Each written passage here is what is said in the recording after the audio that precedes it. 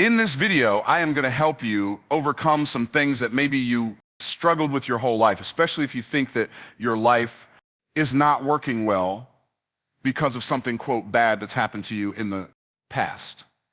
I'm going to give you, so the title of the video is this: just get better, stronger, richer, ...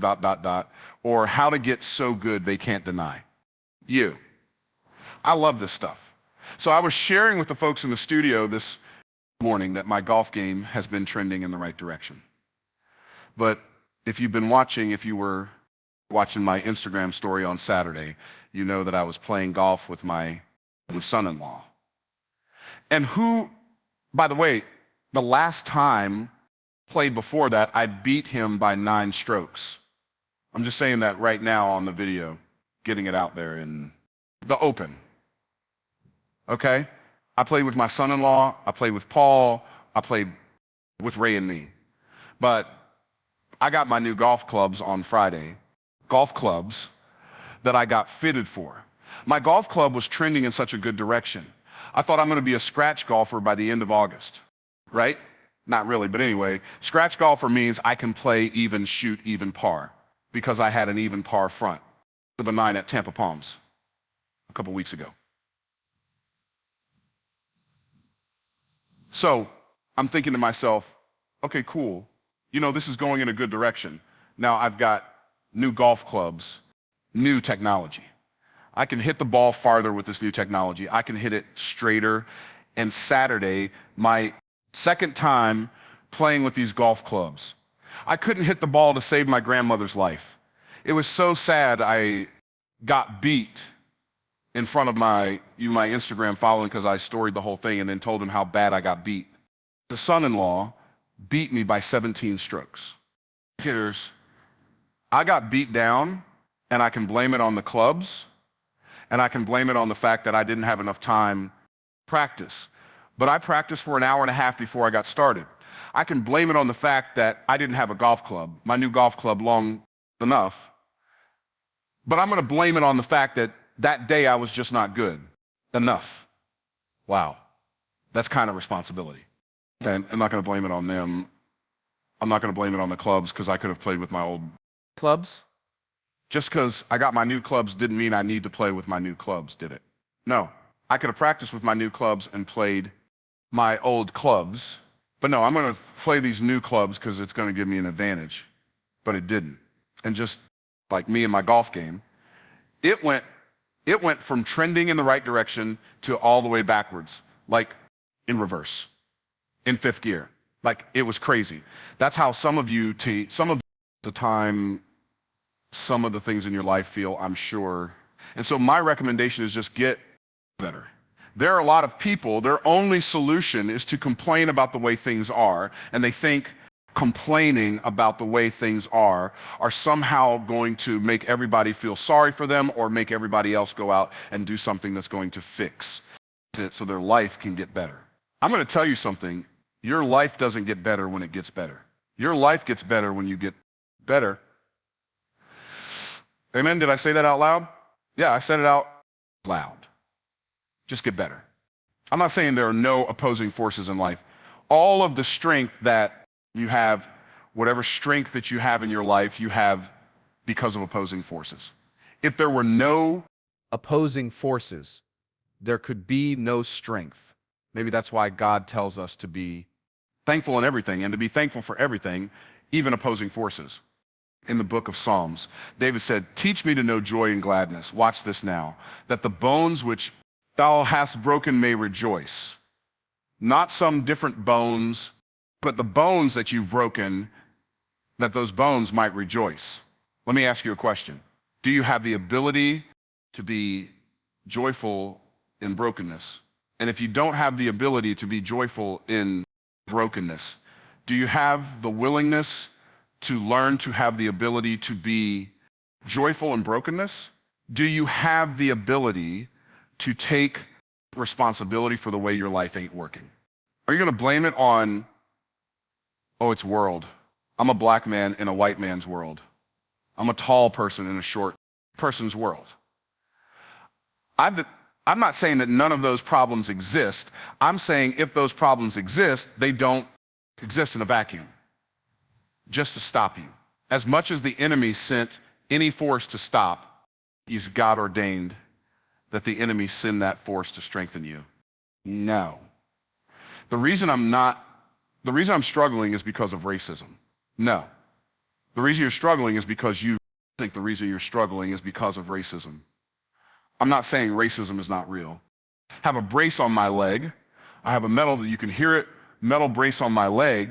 When I walk, I have to have this brace on my leg for the time being. I'm working on some biohacking stuff though, okay? So just saying. I'm just saying because everything can be worked on. Now, everything might not be able to be improved, but if I work on something that can improve, at least I improved by working on it. Just get better. You can complain about the government or you can get better. You can complain about your family or you can get better. You can complain about your church or you can get better. You can complain about your job. Complain about your job or get better. You complain about your golf game or get better. You can complain about, oh, I got bad knees. They don't have bad knees. You have good knees that are doing the best they can with as bad as you've treated them. Did I come out swinging a little bit too hard this morning? Because I can pump the brakes, I can slow it down. So just get better. You know, I used to think, well, they won't give me any opportunities. Great. Do you understand? If nobody will give you an opportunity, that is an opportunity. That's an opportunity for you to get so good that they don't need to give you an opportunity. How good you are creates your opportunity. What? I'm not making this up. These are principles that exist. You think okay, I can say this. Okay, I'm gonna say this really loud and intense because I don't like hype and I don't want people to listen. But I don't want people to believe it because I'm saying it with intensity. I want people to believe it because it's truth. Like I can speak to black people to a way that white people ought, not because you haven't had our experience. Does that make sense? So a white person has no business telling black people to get over the struggle that's residual as a result of the enslavement of our ancestors. That's real, right? No white person, in my opinion, no white person has the right. You haven't earned the right. You can't even begin to understand. However, I'm a black man. I was born in a segregated hospital, contracted polio as an infant as a result of that after the polio vaccine was discovered. And still I've had people deny me because I walk with a limp. I've had people deny me because I'm black. I've been denied jobs. I've been denied opportunities. But guess what? I worked on me. I didn't attempt to fix the system because I realize now that the system is not broken. It is doing exactly what it is designed to do. But guess what? If Frederick Douglass didn't need him to fix the system for him to be free, I wasn't born a slave. As badly as I've had it, I didn't have it as badly as he did.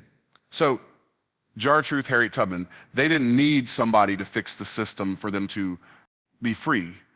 And to free other people, your belief that your problem is the result of a contributing factor that you think is a determining factor is your delusion that could potentially lead to your destruction. And I'm not saying that the opposing forces aren't real. I'm saying they don't matter more than your God-given ability to overcome them. Is that too tough, ladies?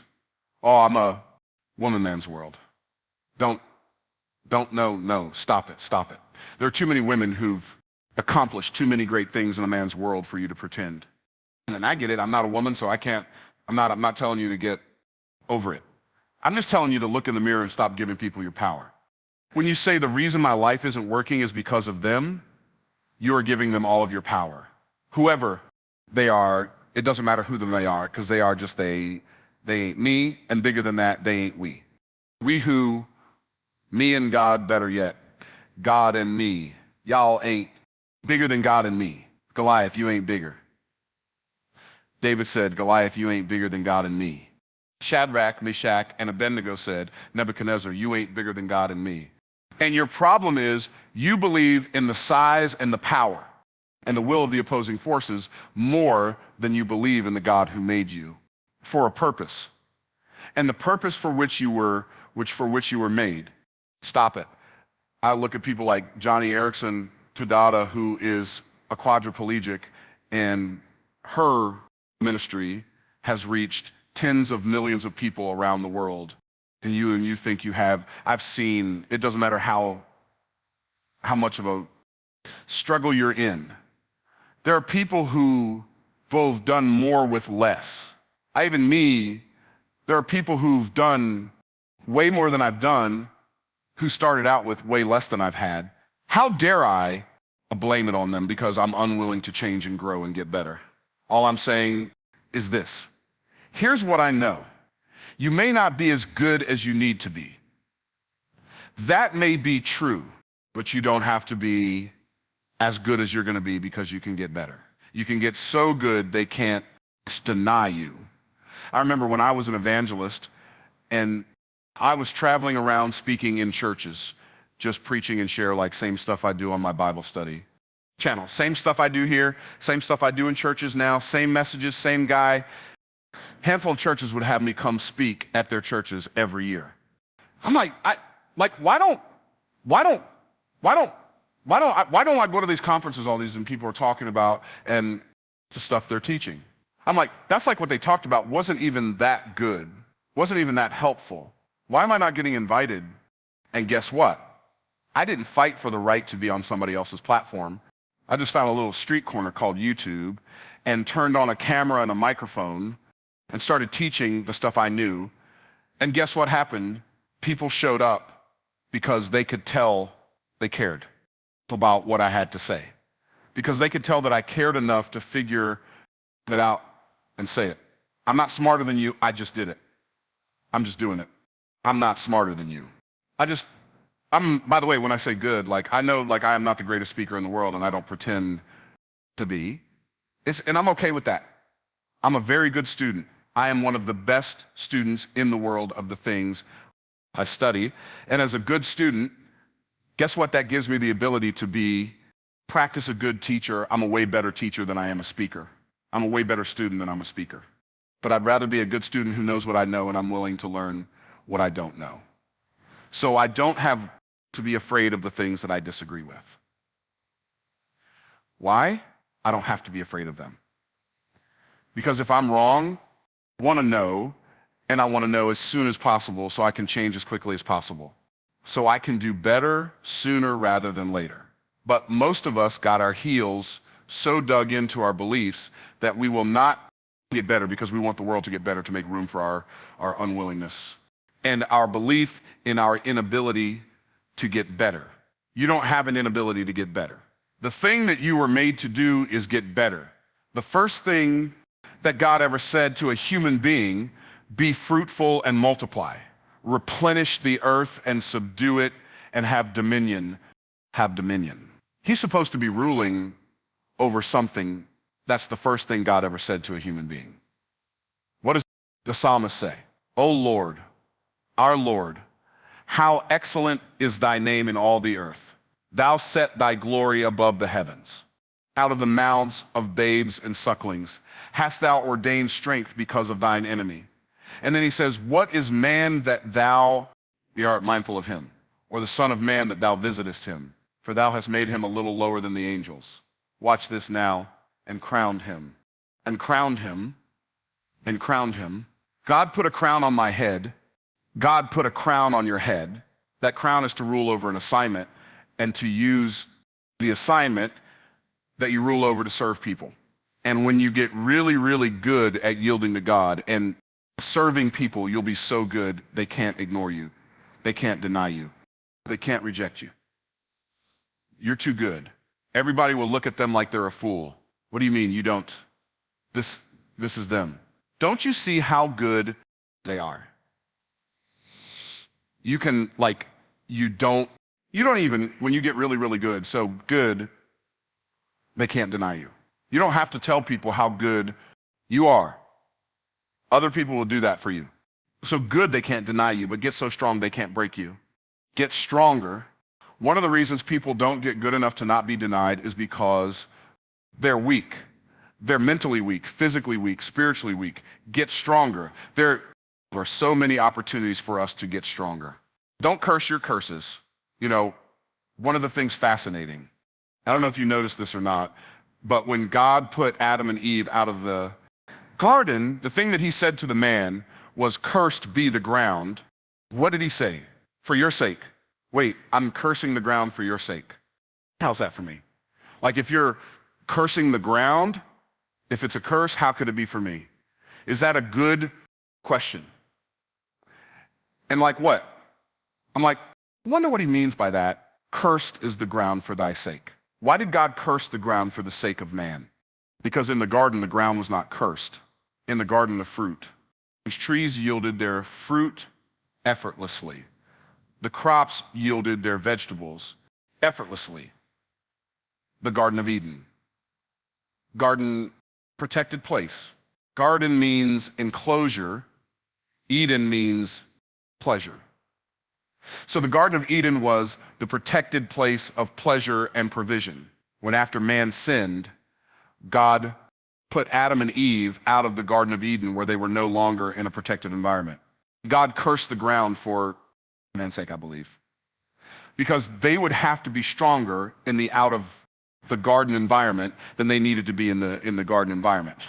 And in order for you to get stronger, I have to make work harder for your sake. Get so strong, they can't break you. So there is a war against you. Like the enemy has a desire to kill you with a very old weapon. It is the oldest weapon on earth. Y'all know what it is, don't you? What is it? No, food. Food and drugs. The food companies are at war with the people they sell food. What does that mean? That means they put all kinds of garbage, junk, and chemicals in their so-called food to get us addicted. So we become weaker and weaker and weaker and weaker. Do you not find it fascinating? I find it fascinating that there is a Food and Drug Administration. I mean, I think about that. Food and Drug Administration. What does that even mean? Like, what does food have to do with drugs? What do drugs have to do with food? Oh, the food makes us sick, and the drugs make us sicker. They're a machine that feeds each other's money machine at our expense. There's a book called The Brain Warrior's Way. I don't know if any of y'all have read it, but The Brain Warrior's Way, like literally, they make food that make us cognitively impaired. I've had a history of gallstones, right, since 2007. Did you get your gallbladder removed? No. Are you going to get your gall removed? No. God thought I needed it. I'm probably going to keep it. Just gallbladder, saying. So he thought I needed enough to put it in there. I'm going to be smart enough to keep it in there, okay? So if all you have is a hammer, everything looks like a nail. If all you have is a scalpel, everything looks like a surgery. Just saying. Okay, so every year, at least twice a year, I have to do a gallbladder liver cleanse, and sometimes I forget, so I thought that my back was hurting because I was playing too much golf and I wasn't strong enough, and oh, my gallbladder's acting up again. Oh, I'll just do a cleanse. And then while I was thinking about it, I said, you know what, I'm doing this, I might as well do a Daniel cleanse. You know, you remember the Daniel cleanse in Daniel chapter 3 when they diff, I love a good steak, especially a good Eddie Vaitis steak. If Henry's on the grill, okay? If Henry's not on the grill, I get chicken. We're saying, but if Henry's on the grill, steak, oh no. Well, I got to find out which chef is working. You got to do this thing, right? Right? Okay. Or I like to make a steak myself on the grill at home or in the air fryer. If I'm going to eat, I want it to taste good, right? Anyway, so I like a good steak, like chicken, fish, but I said, if Daniel If Daniel and Shadrach, Meshach, and Abednego only ate vegetables and water for 10 days and they were 10 times better than all of the other eunuchs, it might be a good idea for me to put a 10 times better 10-day Daniel routine on. So I started on the 14th and I feel so good. Played golf yesterday, came home, was going to take a nap, never got around to it. Didn't get a square to it or a triangle to it either. Never mind. Y'all get that one on the way home. But I never got around to it. So I decided, I haven't worked out since Thursday. I'm working out tonight. So I worked out last night, weighted vest, tonal, whole nine, everything, all my workout. Why? Because there's no such thing as staying the same. You are either getting better or you are getting worse. If I am not getting stronger, I am by default getting weaker. If I don't design my life to get better, by default, I will get worse. If shoulder boulders, I don't design my body to get stronger, by default, it will get weaker. I have to have any intention to get weaker. Come so strong that if I'm doing physical activity, I remember one time I was in Boise, Idaho, and I picked up my bag and put it in my trunk, and it messed up my shoulder. My shoulder was messed up for like 9 months. I had frozen shoulder. But now, when I'm in there and I'm thinking, oh, this is so heavy, I should lighten it. No. Shoulder boulders. Shoulder boulders. My health coach said shoulder boulders. I'm doing my workout and it hurts and it's not fun and I don't like exercise. Exercise likes me though. Treats me very well after it treats me very, very bad, right? It's kind of how life works sometimes. It's so strong they can't break you. It's so strong that while you're being good, you don't run out of energy in the fourth quarter. I remember when I was coaching my boys in high school basketball, and I didn't really know that much about basketball, but I knew about winning. And and then my sons were very good at basketball too. That helped. But our team, so they went to a small Christian school in Jacksonville. School was the worst school in the district. Don't know that they had ever won a game. Maybe they had won one game in the school's history. We get down to the district championships, and the district champions invite our team to their court for their homecoming. But we had one philosophy in practice. This is the main philosophy. Run and do suicides. Why? They may outplay us in the fourth quarter, but they will not out in energy us in the fourth quarter. We will have more energy in the fourth quarter than anyone who's ever played the game. So at practice, run, I'm going to die. Well, until you die, run. Practice, run. My chest is going to explode until it explodes. Run. Do you know what happened at this homecoming game? My oldest son, Adam, God bless, rest his soul. He got in 10th grade 54 points against the district champion, against the district champions. And we beat that school in the first time in both schools' history. They were district champs many years in a row, state champs many years in a row. They can break you. They came, they invited us so they could mop up the floor with us. Not that time, be so strong. Be so strong they can't break you. Okay? Some of you ain't gonna like this. One, but I ain't gonna change it. Get so rich they can't buy you. Do you understand how many powers there are out there that attempt to manipulate people with money? You get so rich, they can't buy you. Not for sale. I love what happened. I love what happened in Genesis 14. God comes to Abram, the father of the faithful. He comes to him in Genesis chapter 12. He says here, Abram, if you will leave. I just had this realization last week. He said, Abram, if you will leave the land of the familiar. By the way, that is what God is calling all of us to every day, every week, every month of our life. Leave the land of the familiar. You already know everything there is to know there.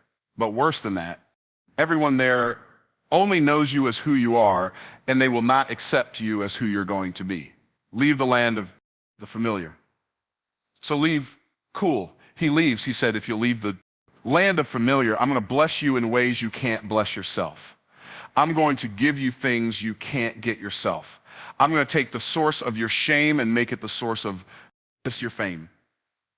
I'm going to bless those that bless you, curse those that curse you.